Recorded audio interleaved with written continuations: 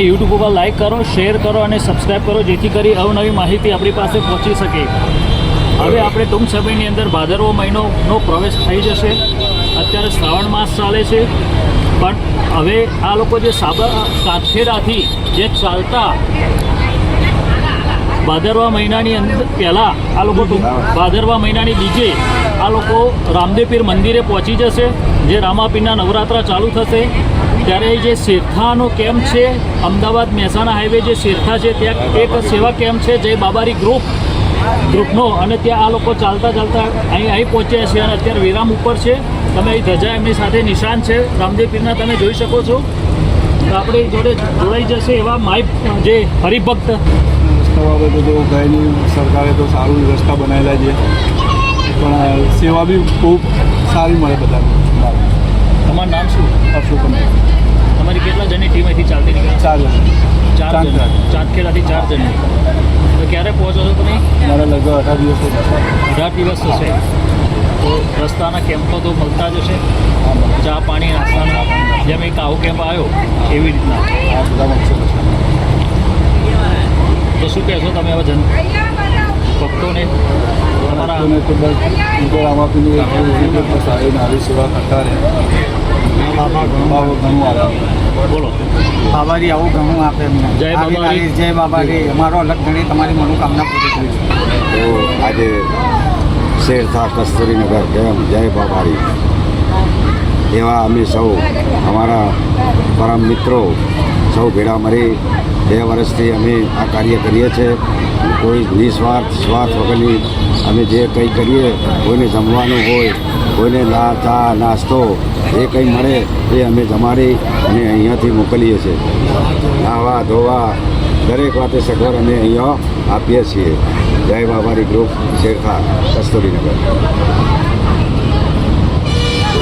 જય બાબાજીના નામથી અમે સેવા કેમ્પ ખોલ્યો છે.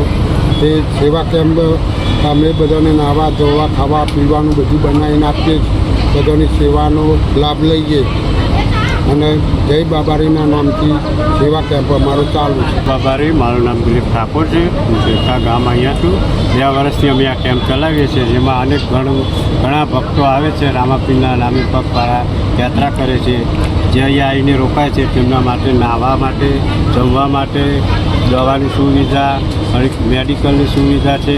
પછી તેમને જમવામાં તો શું છે કે અમે બનાવીને રાખતા ને, પણ જેટલા લોકો બી આવે તેમને ગરમ જમાડીએ છીએ. એવું નથી કે ખીચડી કઢી શાક રોટલો દાળ ભાત જે જોઈએ તે એમને જે ભાવે તે અમે બનાવીને ગરમ જ પીએ છીએ. અમે લગભગ 25 જેવા મિત્રો છે. 25 મિત્રો અમે લગભગ 5 વર્ષથી પગપાળા સંઘ લઈને અહીં રણુજા જઈએ છીએ. અને જે સેવા કેમ્પ અહીંયા જે રાખેલો છે ત્યાં નાઇટ રોકાયા છે. અમારા લગભગ 13 દિવસે ત્યાં સંઘ થઈ 4 દિવસે પહોંચી રહ્યા છે. આજે તમે આખી રાત અહીંયા રોકાવો? હા, નાઇટ બોલ આજે અહીંયા રોકાય. કાલ સવારે કેટલા વાગે ચાલતા નીકળો? સવારમાં અમે 3 વાગે નીકળીએ. રાતે 3 વાગે, બરોડિયાના 3 વાગે ચાલતા નીકળો? ચાલતા નીકળીએ. પછી તમે જે ચાલતા નીકળો તો વચ્ચે કોઈ બીજા આવા સંઘો આવે? હા, સંઘો આવા સેવા કેમ્પો આવે? સેવા કેમ્પ આવે છે આગળ. આવે છે. અને બીજા સંઘો પણ મળતા હોય? હા, સંઘો મળે. તમે કયા ગામથી આવ્યા? નામ શું હતું? જગદીશ. અલિન્દ્રા ગામ. કયું ગામ? કયો જિલ્લો? ખેડા જિલ્લો. નડિયાદ ગામ? હા, નડિયાદ તાલુકો. નડિયાદ તાલુકો અને ખેડા ગામ? ખેડા જિલ્લો. અચ્છા, ખેડા જિલ્લો. હા. આલિન્દ્રા ગામ ત્યાં આવેલું છે. ત્યાંથી તમે અહીં ચાલતા રણુજા જશો? તમને કોઈ તકલીફ પડે છે ચાલતા જતી વખતે? કોઈ તકલીફ રસ્તામાં કોઈ તકલીફ? બીમાર થાવ, પગે ખુલ્લા પડે, રસ્તા તૂટેલા હોય, બિસ્માર હાલતમાં કાંકરા છે એવું કંઈ? ગુપ્તા રે ભગવાનના ભરોસે. તો રામદેવપીર તમને ચાલવાની શક્તિ આપે એવી તમારી પ્રાર્થના છે. તમારું નામ શું કહો છો? તમને કેવું લાગે છે એમ ચાલતા જતી વખતે? કેવું લાગે? સારું પડે. ક્યારે તમે લોકો નીકળ્યા ચાલતા? 22 તારીખે નીકળ્યા. 22 તારીખે નીકળશો એટલે તમે જ્યાં 13-14 દિવસો ખરાબ પહોંચવાના.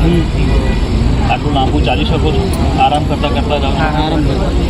જે સેવા કેમ્પોનો લાભ લેતા છે તો ત્યાં તમારો જે ઉતારો હોય ત્યાં તમે नाइट होल्ड કરી दो।